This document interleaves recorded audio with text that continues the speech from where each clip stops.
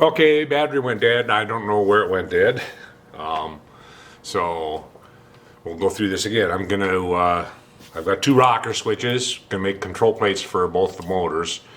The other motor I haven't made a box for yet. I'll have to make a box for it. But the one with the box, that's the one I'm gonna get running here first. And I'm gonna use brass for the control plate, and I need to go find some brass, and we'll go over to the mill and mill out a little square, and then I'll take the box over there and mill a window in it, and where the brass plate will mount. So I will be back when I'm at the mill. Okay, I found a little piece of brass. I'm just going to make the control plate for the first motor. I'm going to cut the two sides parallel, chop it off about where that hole is at here, and clean it up, put some radiuses on it, and then we'll mill a window that this will be recessed flush into the box. So the first thing is to cut this piece of brass parallel to each other, the sides. So let's get set up here and going. It is windy outside. Oh, it was supposed to be really nice today. Well, it's probably 35, 36 degrees out. It was cooler yesterday, but it was nicer because it wasn't windy. But this wind is helping the snow melt fast. That's for sure. Alright, so I don't have any parallels this thin. So we're going to have to do the one parallel on top each other again. And you just set one down in there, set the material on, and then you set the other one on top of it to clamp. Let me put that on, that up here, put this one on here, and that is how we're going to do it. Hopefully I don't have too much hanging out. If I take it easy, it should be alright. Use about a 1/4 inch end mill or so. And I got one laying there. Change collets, 3/8. I'll cut pushing against the front.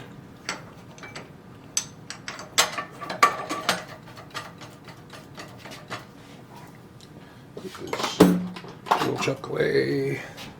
And put a 1/4 inch end mill in there.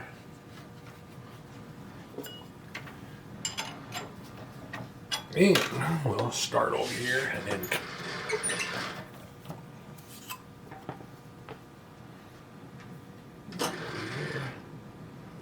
down a touch. I'm just going to crank it up a little.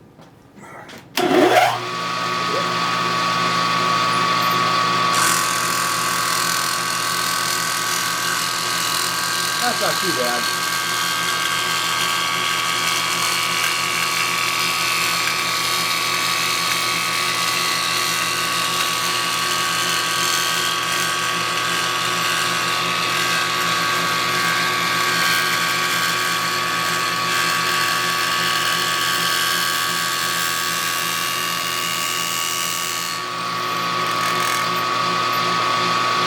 That wasn't too bad.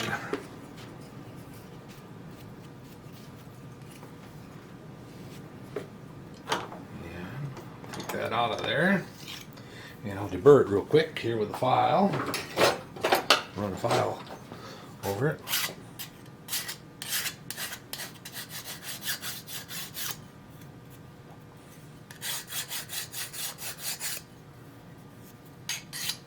And let's see what I got here.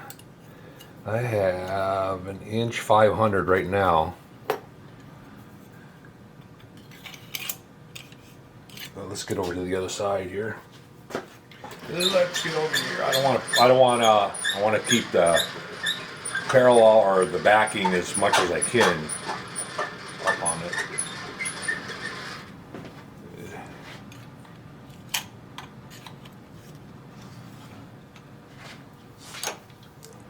And I'll just take another about 50 thou.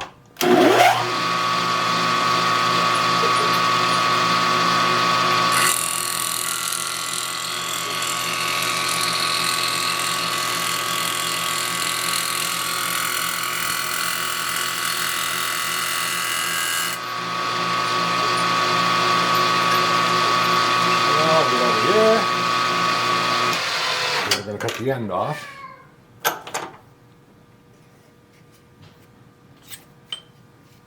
Deburr it again.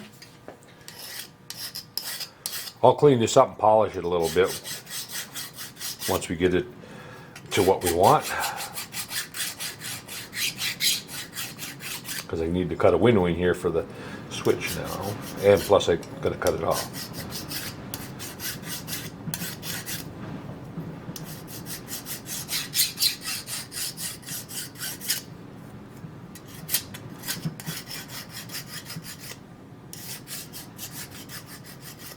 Hoping this isn't too wide yet.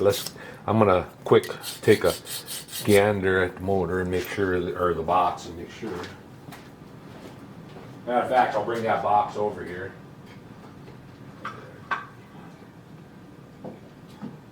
Bring the box over. So, this is where we want it. Has to be below that. So it'll be over here. I think that width will be alright. And then I'll cut it off right about there. And then when I mount it, I have to stay over it a little ways. Like about that. Alright. I think it'll work. I think that's a plan. All right, change parallels.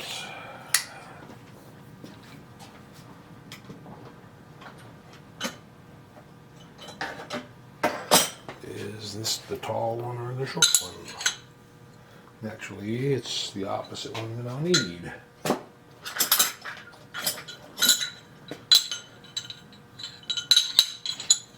All right.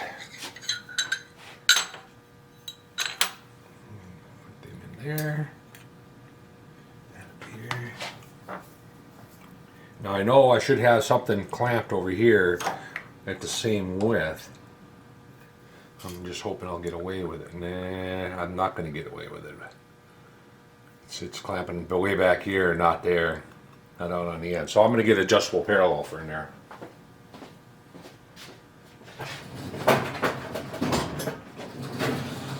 That's a prime example of the jaw going like that, because it's clamping back here. This whole front edge, I can see it moving up and down. Now when I put a parallel back here, it'll change that. Put an adjustable parallel in here, if I can. And I'm just gonna crank it up till it touches it, and then I'm gonna adjust the parallel tight. Now if I tighten it up, it'll tighten it up all the way to the front edge. Yeah, solid. Nice and solid now. I don't know if you've seen that, but before, when I did like that, it moved all the way back to here. And that's because it was only clamping right here. And without that parallel in there, no matter how good a vise you've got, you're gonna have movement this way. There has to be. Otherwise, it would be so tight you wouldn't be able to crank it in and out. I hope that makes sense to you, but so anyway, on certain things you definitely want to, and it still might move, you know, you never know, because this might bend up. Just gotta kind of take it easy.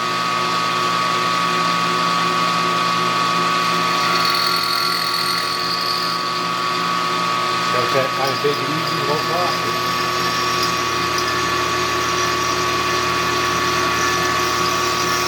That cutter is acting like it's pretty dull. I'm gonna get a different cutter.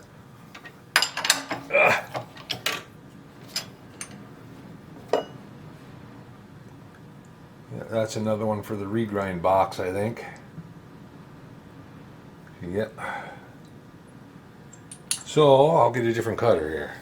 Maybe get a 3/16 instead of a quarter, or a smaller 4 flute, but not really what I want, but it'll work. Now I got a little notch there. I'll have to naturally move over since it's a smaller cutter. But that's okay. Oop, jeez. Not that far.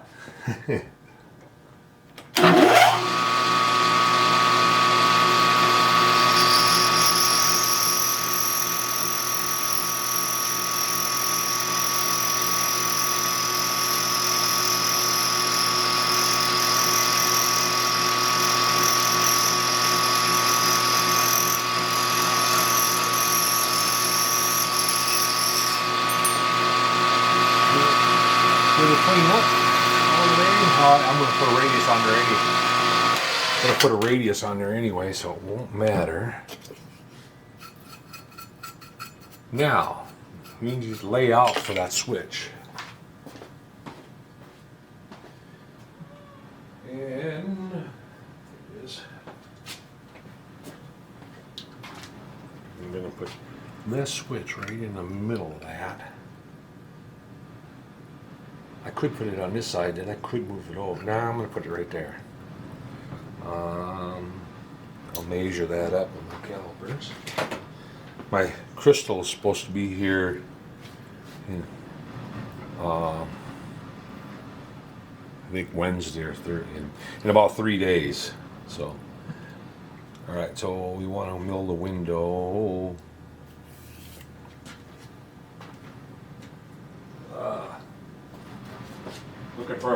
Looking for a marker or a grease pencil or whatever you want to call it. So, and what we want for a length is we want it tight. So 780. I'm just going to write it on here for now. And width, that can be a little looser, but 370. Oh.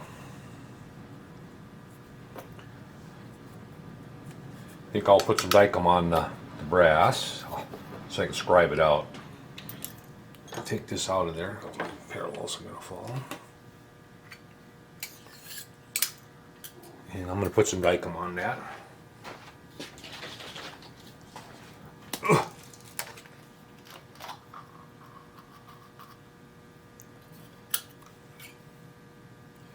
Especially on this side right here.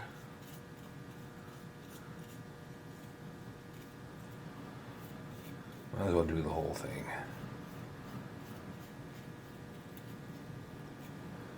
Let it dry. It actually dries pretty quick, but it seems like in the cooler temperatures, it's a little cool in the shop today. It's only about 60 degrees in here. I'm in a t-shirt, but I could use my sweater, and I think I'm going to go get it. I have an old sweater it's a shop sweater that I can wear out here all the time. And I'm sure you've seen it.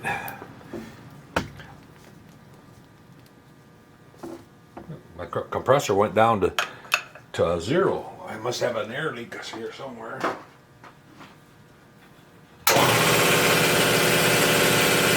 I gotta go turn it on. I'm gonna have to look for leaks. It's probably that new regulator I put on there. I put a new regulator on so that I'd only have 30 pounds at my air nozzle. Funny how when I was working in the shop out at work, we looked for an air nozzle that would just blast. Now I'm here at home and I want an air nozzle that kind of controls it and doesn't blow it all over. Alright, so I'm going to try to eyeball this how I want it. I want it about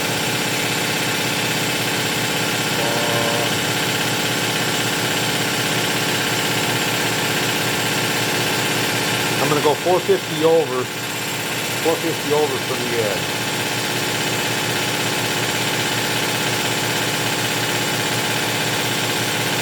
And it's 370.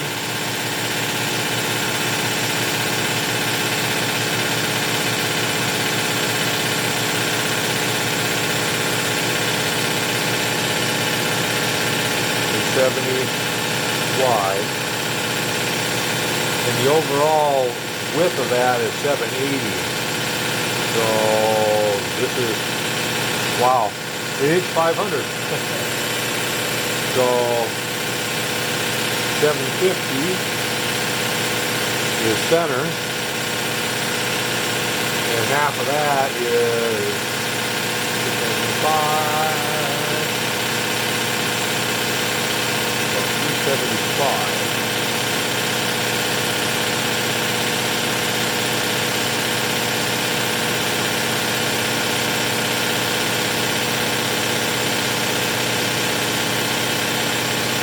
So that should be 780.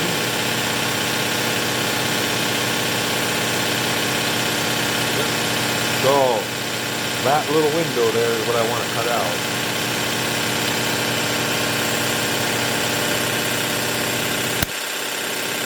Now I'm going to clamp it in the center, so I don't need my adjustable parallel. I don't need to take the parallels out because I'm not going to go that far. I am going to get a smaller end mill. The smaller the end mill, the less I'm going to have to file out in the corner later.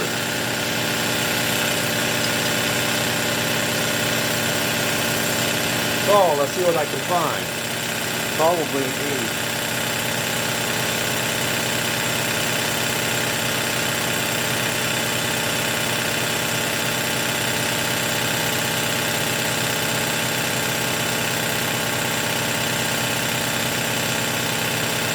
Yeah, I'll use an 1/8 inch.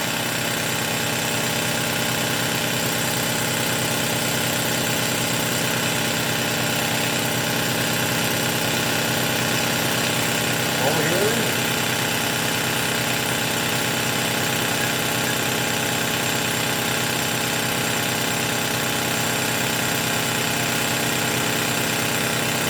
Hope you can see.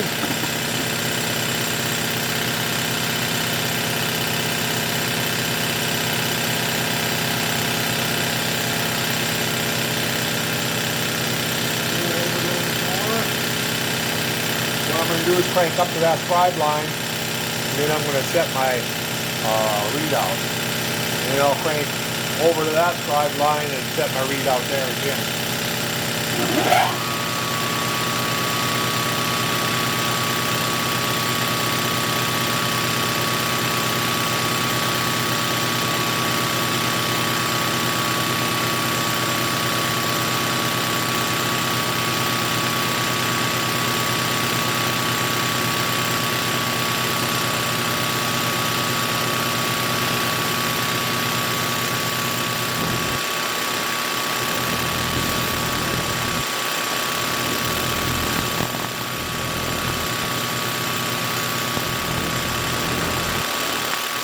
Right there, I'm up the scribe line on Y. Now I'll move over on X. Scribe line.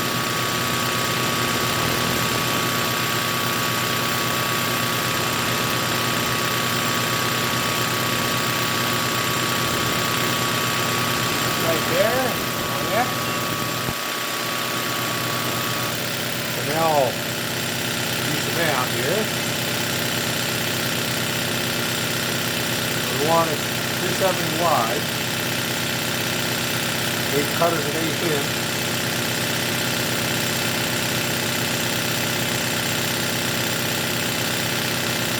So I want to move over 245. Okay, we want 780. That's 125.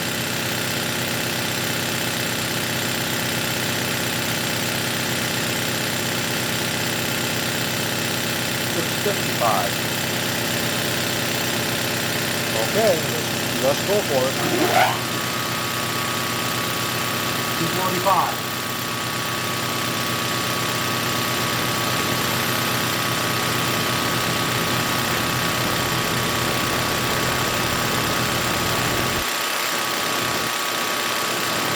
I want to get it nice and cool, so I don't have to go back down.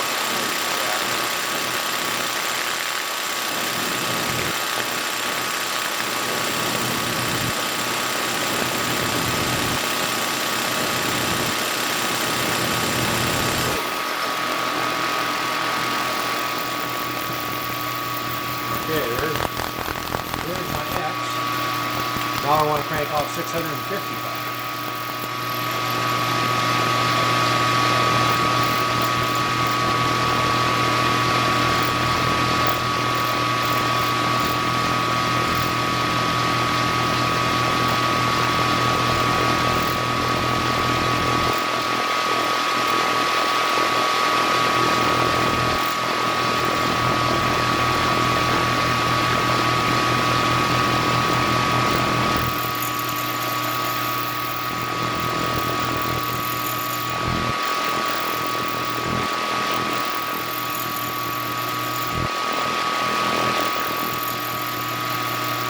Do that right? 575.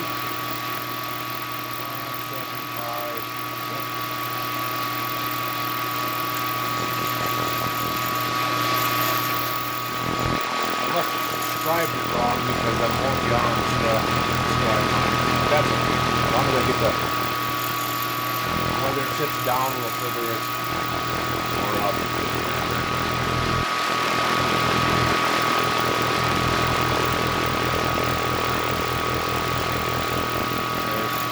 Now crank over to 0. That's pretty close to subscribe line, just not just that little bit.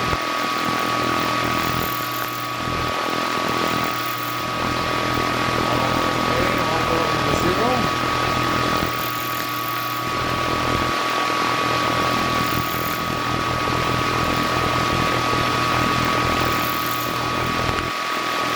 I could put a toggle switch in, that would have been easier just poking a hole. But I kind of like these rocker switches because they're not poking out. If you move the motor around and you got a toggle switch on, you can drop it and break it off.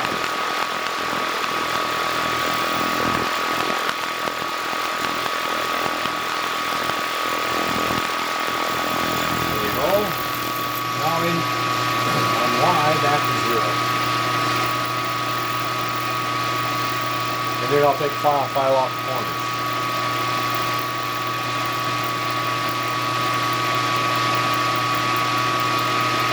Now, because the switch is pretty much, you're definitely going to need to file off the corners.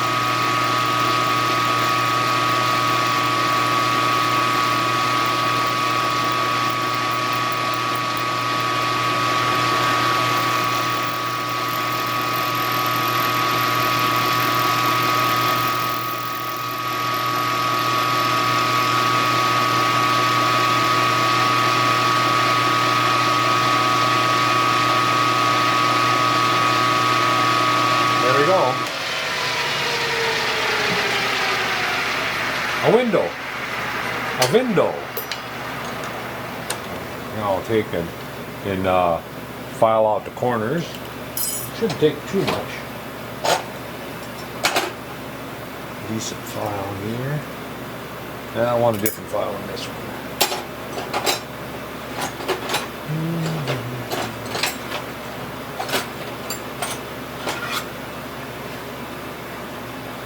Let's try this one.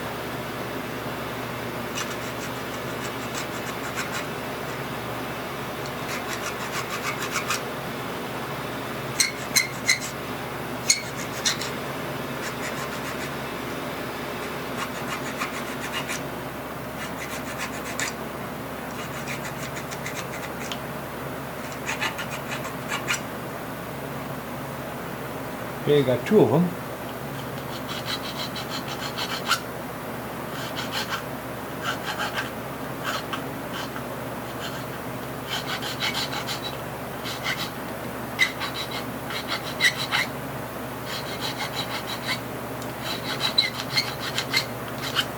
Now I'll try to deburr it.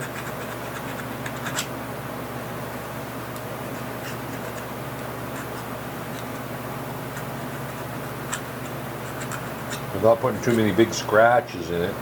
I kind of wanted to polish it a little bit. Although, maybe I should powder coat it and then engrave it.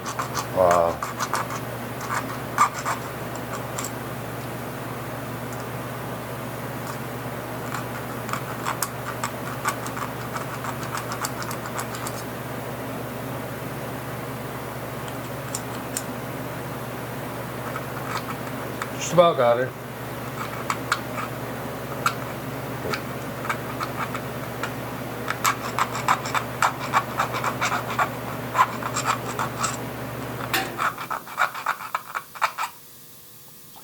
Backside.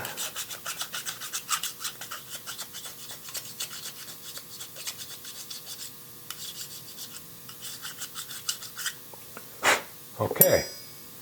There's the switch at. Moment of truth. Oh, perfect. Perfect fit.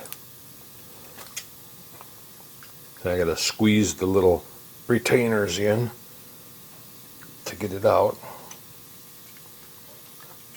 Very good fit. All right, and then the next thing is I want a light and a charging port. So we'll end up putting a light in up here somewhere, power indicator light, and then a charging port. I got to round that up. I got to round up the light and the charging port, and then I'll be back because I don't know what size holes to put in for them. I can never find the. Okay, looks like I'm going to have to order some more stereo plugins. Stereo speaker plugins is what I've been using for my plugins. I've salvaged them. They basically look like that. I need the female end. I got plenty of male ends, but I don't have the female end.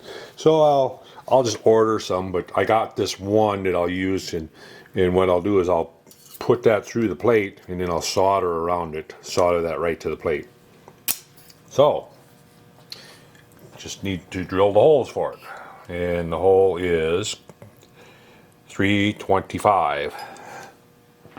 I want to get it close to it, being that size. So what do we got that's close? 325. 323. Letter P. I'm going to try a P.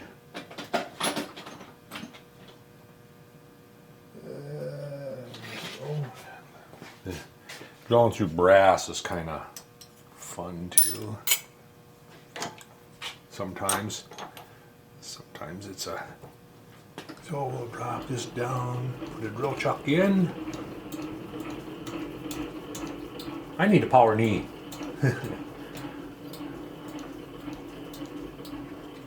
I was going to put it end on a drill that I had, and to me that would be a hassle getting a drill, and I just want the whole unit, the unit that fits on there. Either that or make one. I probably could make one out of an old drill that would mount on there. I don't know. I don't know if it's worth it, but every time I crank it up and down, I wish I had one. Wish I had power feed, but all right.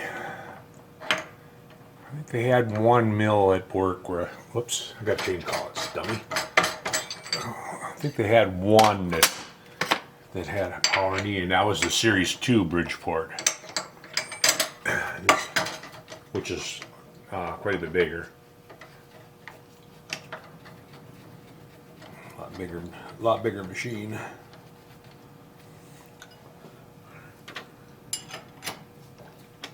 Okay. Drop her down a little more here. That's good.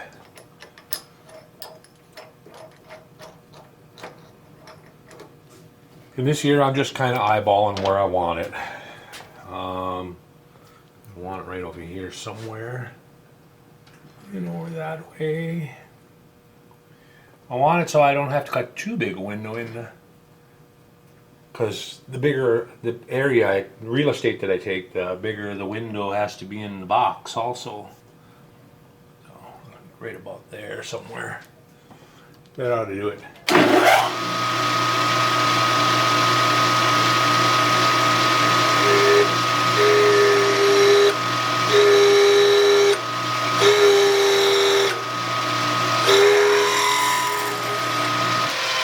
All of us love it when it sings like that. It's like, ooh, is it gonna come out of there?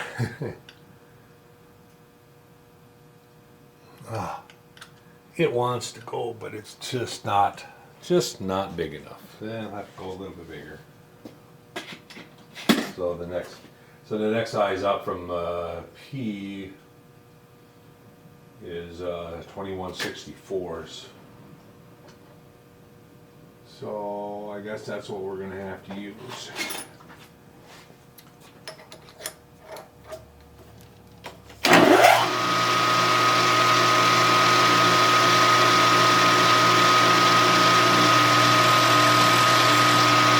That obviously isn't a 21/64 drill, is it?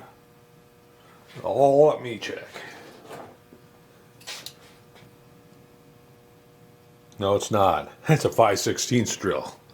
Got the drills put in the wrong spot here. So the 5/16 drill is probably the one I want. Nope. Huh. Well, now I gotta go on a hunt. I have to go hunt the drill down. So I'll be back.